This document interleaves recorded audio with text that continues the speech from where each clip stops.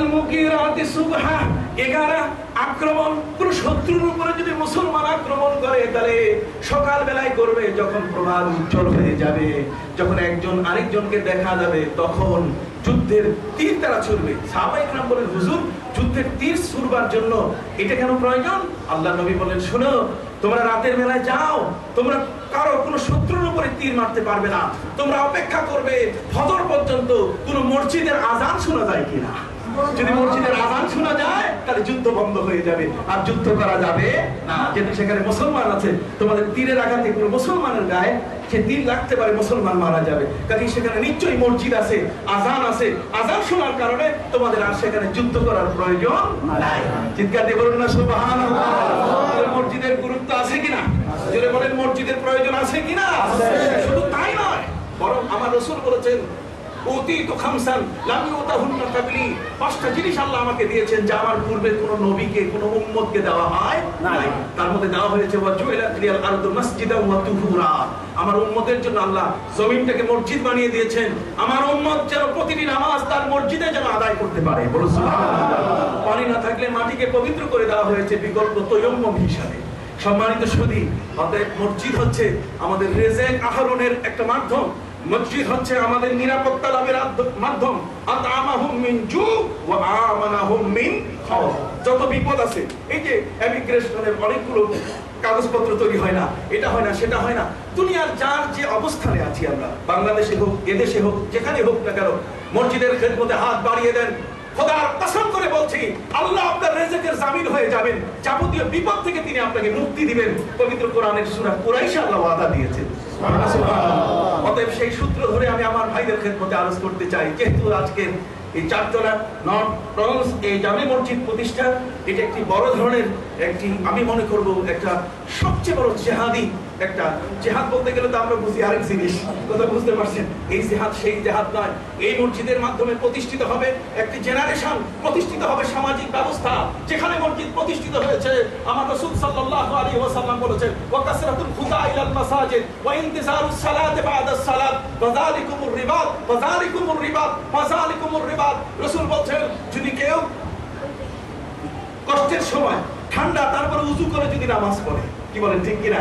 এরপরে মসজিদ কাছে, বাড়িও কাছে, যত কম ছোট ছোট কদম নিয়ে হাঁটবে, আমার রাসূল বলেন তত বেশি সওয়াব তার আমলনামায় লিখে দেওয়া হবে।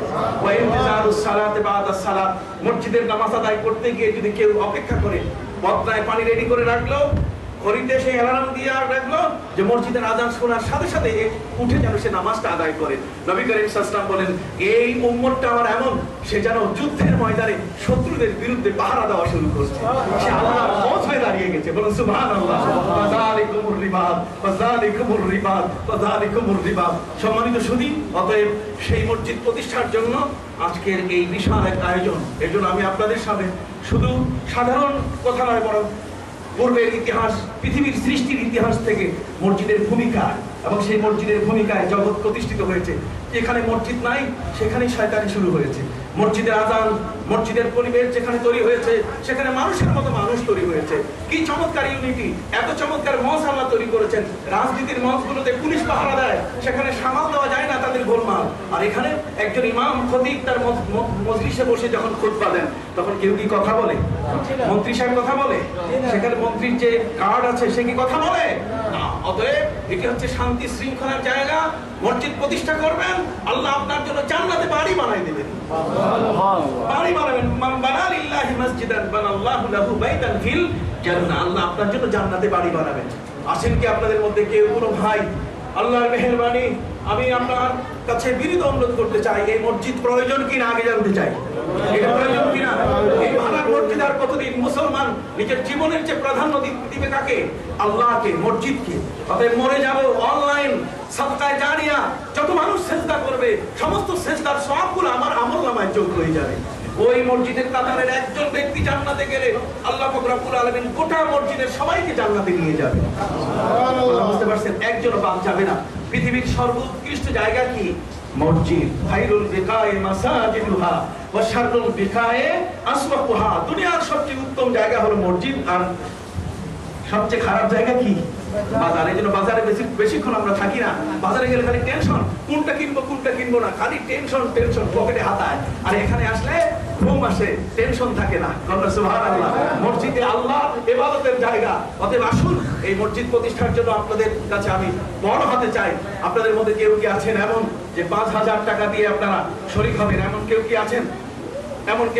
যে হুজুর ইনশাআল্লাহ, জীবনে তো অনেক অর্থ সম্পদ আল্লাহ আপনাকে দিয়েছেন, এই অর্থ সম্পদের মোহবাদ দিয়ে আখিরাতের জান্নাত কিনে নেওয়ার জন্য সেই জান্নাতের বাড়ি আল্লাহ আপনাকে দেবেন, বিপদ আপদ থেকে মুক্তির জন্য আছেন কি আপনাদের মধ্যে কেউ বলার মতো 5,000 টাকা 5,000 টাকা দেওয়ার মতো? আছে। আল্লাহু আকবার। আমি তাহলে ভুল করেছি, 10,000 দেওয়ার মতো ব্যক্তি এখানে পড়ে আছেন। আল্লাহ পাক রব্বুল আলামিন অবশ্যই আপনাদেরকে জানেন। এই $10,000 দেওয়ার মতো যদি কেউ থাকেন, হুজুর আমাকে বললেন যে এরকম লোক আল্লাহর মেহেরবানি এই জমিনের মধ্যে আছে। এ ভাই, মসজিদুন উসসিসা আলাত তাকওয়া, আপনার এই অর্থ দিয়ে যদি মসজিদটি প্রতিষ্ঠিত হয়ে যায়, কেউ তো মসজিদ ঝগড়া করে বানায়, ওই মসজিদের নামাজও জায়েজ নাই, কথা বল না। ওয়াত্তাখাযু মাসজিদান দিরারান ওয়া কুফরান ওয়া তাফরীকান বাইনাল মুমিনিন, ঈমানদার ব্যক্তিদের মাঝখানে যারা পার্থক্য সৃষ্টি করার জন্য খালি মসজিদ বানায়। রাসূল বলেছেন কিয়ামত কাছে এসে গেছে। এই পৃথিবীর মধ্যে ওয়াজাহারাতিল কায়নাতু ফিল মাআসি ওয়াজাহারাতিল আসওয়াতু ফিল মাসাজিদ, মসজিদ নিয়ে যারা ঝগড়া করে তাদের মধ্যে আল্লাহর গজব চলে আসে। কথা বুঝতে পেরেছেন? মসজিদ হলো আল্লাহকে ডাকার জায়গা। বলুন, কাকে ডাকার জায়গা? আল্লাহকে ডাকার জায়গা। সম্মানিত সুধী, যদি দয়া করে আপনারা কেউ বলেন যে হুজুর ইনশাআল্লাহ আমি 10,000 টাকা $10,000 আমি দিয়ে দিব, বাংলাদেশের থেকে আসছি তো এবার নতুন, আগামী বছর বেশি ডলার বলবো ইনশাআল্লাহ। আসেন একটু আছেন আপনাদের মধ্যে কেউ বলার মতো? $10,000 দিয়ে প্রথম আমার এই দাবিটি যদি কেউ পূরণ করেন, আমি আল্লাহর কাছে আপনাদের জন্য দোয়া করব, আল্লাহ আপনাদের দানগুলোকে কবুল করবেন।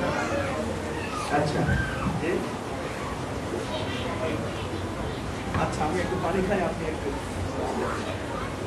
সম্মানিত মুসলিম কিরাম এবং অতিথিবৃন্দ যারা আসছেন, আমরা একটু এলান করতে যাচ্ছি। গত সময় বরাত এবং ঈদের সময় আপনারা অনেক ভাই কমেন্ট করেছিলেন যে ইনশাআল্লাহ আমি নিজে এবং অন্যান্য আত্মীয়স্বজনকে আমরা এত টাকা দিব।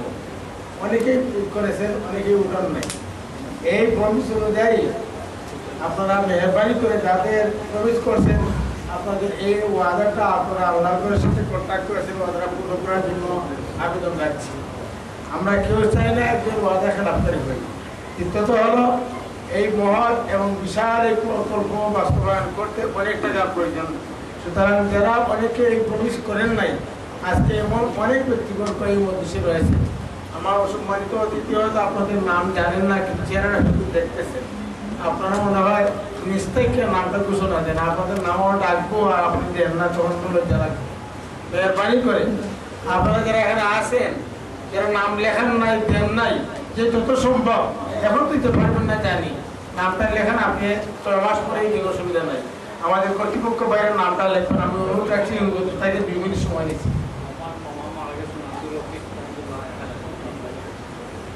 জনাব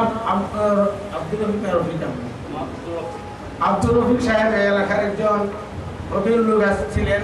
আমি ওনাকে ব্যাপারে শরীক হয়েছি। ওনার পক্ষ থেকে $1,000 দেবেন, $1,000 দান করবেন। সবাই বলি আলহামদুলিল্লাহ। ওনার জন্য আল্লাহ পাক ওনার খবরটাকে জান্নাতের বাগিচা বানিয়ে দেন, সবাই বলি আমিন। একটা অনুরোধ করতেছি,